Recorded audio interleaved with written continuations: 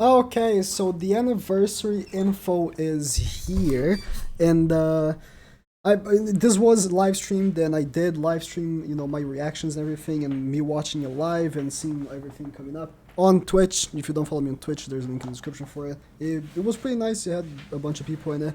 Um, it had a lot of stuff that I liked and a lot of stuff that I disliked. What I disliked the most, I'm sorry if I'm looking a little distance because I'm changing some stuff while I'm talking. The thing that I disliked the most is, of course, the unit that is going to be the anniversary banner unit.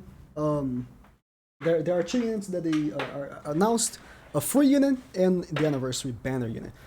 The banner itself is incredible. We'll talk about it in a second. So this was live streamed by the Korean side. The Korean GP side, the same thing. But the Korean, of course, is the main one because the game is a Korean game. But let me skip ahead to when they start talking. Of course, I skipped a little too much. But I mean, you can already see the anniversary unit is Elizabeth. Not just Elizabeth, and I think these previews are not showing exactly. Not just Elizabeth, it's God Elizabeth, Goddess Elizabeth. And she is actually a very good unit, but as an anniversary, we were expecting maybe, I don't know, the one Escanor, or even if not like something like that, maybe even Demon Hendrickson, or like any actual hype character. Not that I'm saying Elizabeth isn't a hype, but it could have been more hype. This is part one anniversary, so there will be a second part with another character. But as it is the part one, she is going to be the unit. Now, if I can find, because I guess this preview is not even that good. These are her abilities, but if I can find the banner really quickly. Okay, so the Korean Jesus had translated the whole stream live, and I was actually reading live while he's doing it. The banner will have Lost Vein Meliodas featured on it. A lot of people were asking, is it going to be featured? Is it going to be featured? Yes. Lost Vein Meliodas is featured in the banner with Elizabeth. And they're also going to be featuring the units that won the quiz that we made, which are Dariari, Lilia, and Blue Demon Meliodas. So the banner is amazing. Summon for this. Even if you don't want Elizabeth, it's an amazing banner. If you want to start JP, this is actually an incredible banner to start because Lost Familios is objectively the best summonable unit in the game, even best overall unit in the game. Dariari is the best PvE summonable unit in the game. Lilia and Meliodas, you guys know how good they are. Meliodas just released on Global, and Lilia is a support for Meliodas, and this new Elizabeth is actually really good as well. They demonstrated a PvP match. I'll put the link to this live stream on the description if you guys want to watch it. They demonstrated her live, and the team was invincible. That they were both using her on their team, right? They were making a friendly match. Both teams were invincible because of her ultimate. Now, let me talk about what she does. Of course, the banner will have both of them. If you didn't, participate on the Lost Family US banner, they lowered his rates to 0.25%, but they did talk in the live stream that they will not lower Elizabeth's rates, so I'm expecting her to have the regular rates. And in that banner, he was guaranteed after 900 gems, 30 multis. But in this one, you can actually pick. If you do end up having to use 900 gems, or if you can use, if you've been saving as well, if you do use 900 gems, you can either pick Meliodas or Elizabeth for the guaranteed. I hope they pull Elizabeth before, because I will be doing it. I have to. If I do end up pulling her before, I will pick Meliodas as a guaranteed because, like I said, he's the best in the game. So I want his dupes. But yeah, so going more. Oh, they did talk about how Matrona is bad. But yeah, something like that. These are stuff that we're getting as stuff. New Hawke Pass is coming out. Hawke Pass, they didn't actually give info about the Hawke Pass. We will probably get some patch notes next week. This is not actually, probably this should be the whole info, but they might actually slide some things more on the patch notes.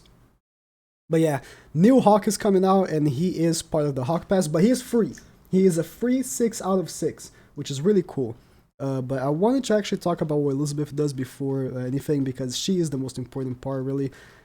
She is the banner, of course. So, Elizabeth, I'm stupid, character translation. Elizabeth Her passive is, if an ally dies, revive the hero back to the HP before it dies. One time use passive activates when the start of battle. If Ellie dies, the passive is used on her. I did not know this. This is her passive. If an ally dies, they get revived. Yes. Yes. It's a pretty good passive. On their PvP demonstration though, it didn't trigger, but it wasn't a fail. I'll explain in a second what happened, but it was just actually funny. Her ultimate, her regular attack is a 200% multiplier, 200% multiplier again, but 250, and she stuns for 1 or 2 turns or in her level 2 and 3. Stunning is pretty much the same thing as Petrify, but you can actually attack the unit after you use the stun, which can be useful at points. But it's essentially Petrify, which is really good, but it's stun, right? Multiplier is pretty low for a single target, but again, she does stun, which is really good. Stunning also is really good because you don't remove debuffs. Of course, on Petrify, you do remove buffs and debuffs. Stun, you just stun, right? Ability to applies shield relative to 150, 200, and 300% for 1, 1, 2. Of course, this is level 1, level 2, level 3. Turns, and all allies, of course. That's a shield like the Merlin shield. And enemy damage only deals base damage. So penetrations, passives, and stuff like that, like Bloody Emilios, do not work. This will need some testing to really see how it works. And, you know, stuff like that. But if it is how it's sounding, it sounds like a really good shield. On their play, I saw that the shield was pretty good, but nothing crazy, right? It was like Merlin's shield, but maybe a little stronger. So we'll see. The ultimate though is where the big kicker is for me. This is at maximum ult level though. Heals 70% of all allies HP, and reflects 120% of the damage back to the enemy if they attack for 2 turns, and your allies will heal the damage reflected. What this means is, if you played with Taizu, and you see when he uses his blue card, he reflects damage taken back. It's pretty much the same thing, but it reflects 120% of damage back, and he heals all the allies with all the damage they do, which means that they're gonna heal more than they actually take. This was brought up, and this is where the passive kicked. In the live stream, they were using Lost Bay Millie Otis, and one of the players used his level 2 card AoE.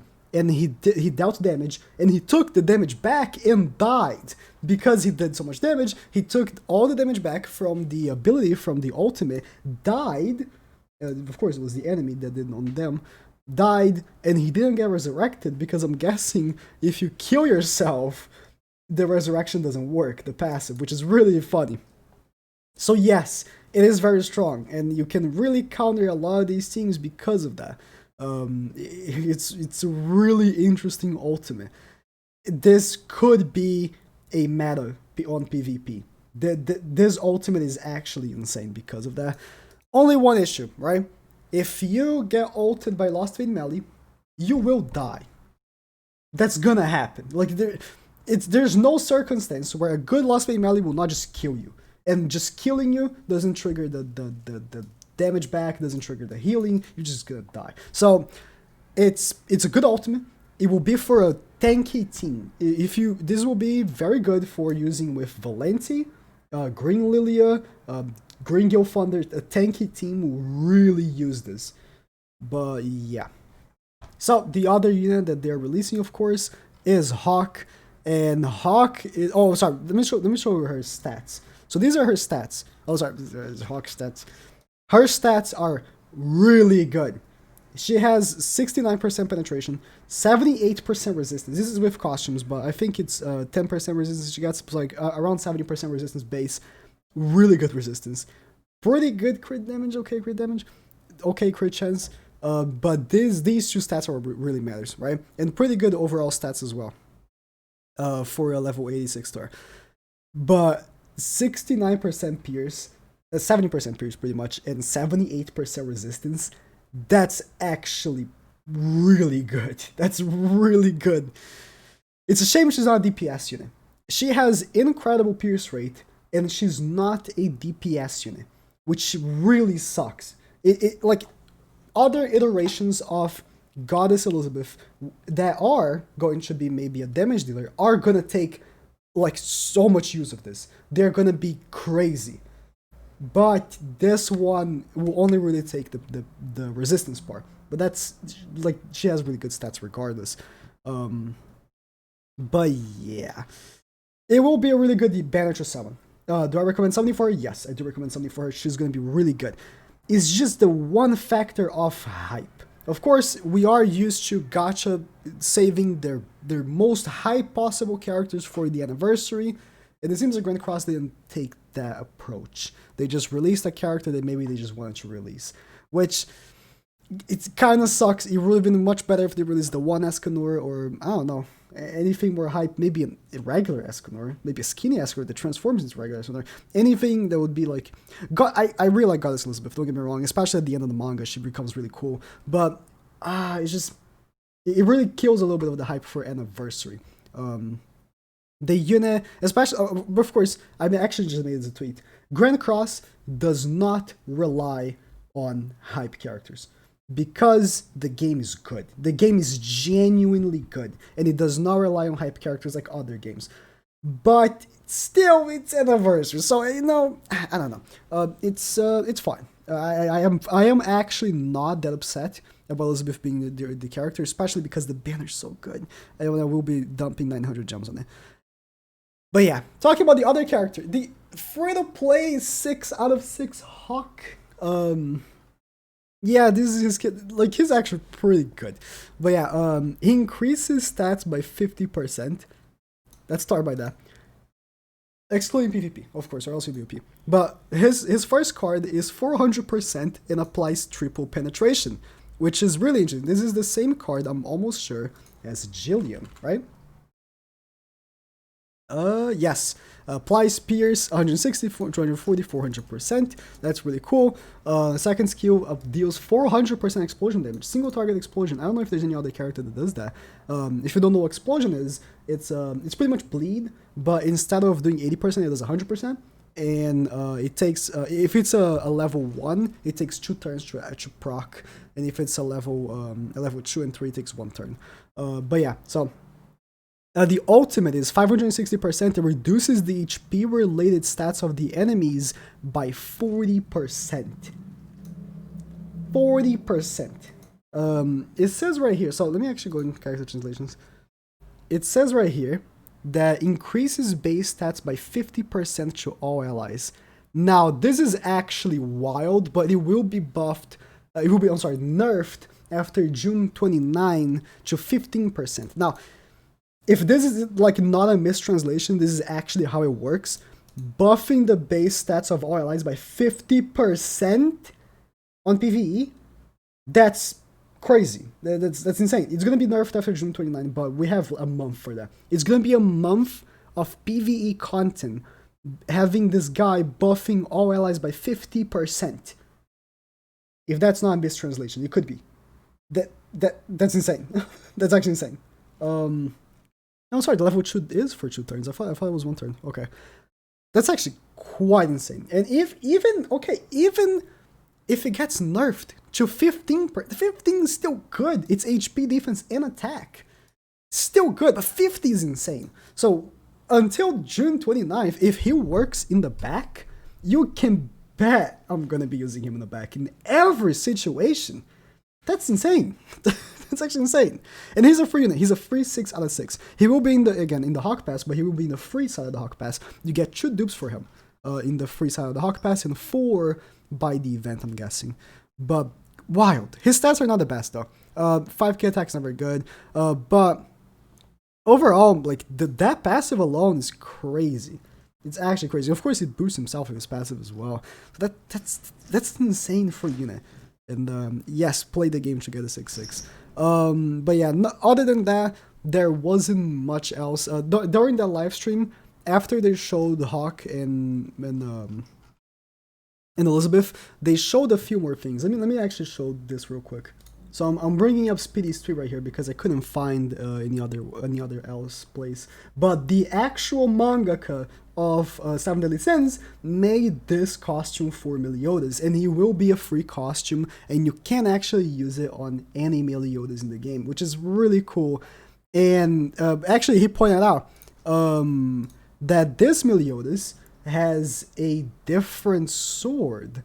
So maybe he will be the part 2 unit. This sword right here, right? This is the sword that he used as a a leader of the Ten Commandments, right? And that was a sword, right? Wait, I just confirmed, and it's not. The sword that he uses as a leader is much bigger than this one. Okay, so it's never mind. But this is a skin that they're also going to be giving, which is pretty dope. I'm hoping this is a UR skin, like a full UR skin. And by the way, like he designed as in his own manga. If you guys have never read the manga of Since the style is actually quite different in the anime. He designed it as the manga. I am hoping that the skin in the game actually is the manga style. That would be actually pretty dope. But other than that, we're also getting a new boss. A new event. Oh, didn't get the. Yeah. This new event right here is gonna be a new boss. For the part 1 anniversary. I'm guessing, of course, we're going to be getting rewards and stuff. And you can see right here that they're showing kind of the rewards right here real quick. And stuff like that. Just activity for us to do. They also said that there's going to be much more stuff. So we're going to be waiting for the actual patch notes and not just this one live stream that they did. But I'm excited for anniversary because we're gonna have stuff to do. Oh yeah, almost forgot because I didn't care much for it. But they are gonna be dropping a new item that completely level 80s a character. And we're getting at least one of them for free. And you can increase your inventory space by 70 more, and 30 of the extra space will be free. The 30 for free is actually pretty cool. And during the whole thing, we're gonna have an event for if you do one run on the boss stage, you get a demon raid, and the gear gacha is gonna have a raid up for SSR. There's not much more. On June, they're gonna be having other stuff. Like for part 2, there's gonna be more and more stuff. But for now, again, we'll see what happens. I'm gonna be dumping all my gems in this banner, and I do recommend, if you don't have, even if you have Lost Vein, 660s, man, he's the best thing in the game. It's really good. Part 2. We'll see what character they're gonna bring. Like I said, I don't mind Elizabeth, but could have been more hype. It could have been a more hype character. All right, that's pretty much it. That's pretty much it. Yep. It's cool. It's cool. I forgot to click stop recording.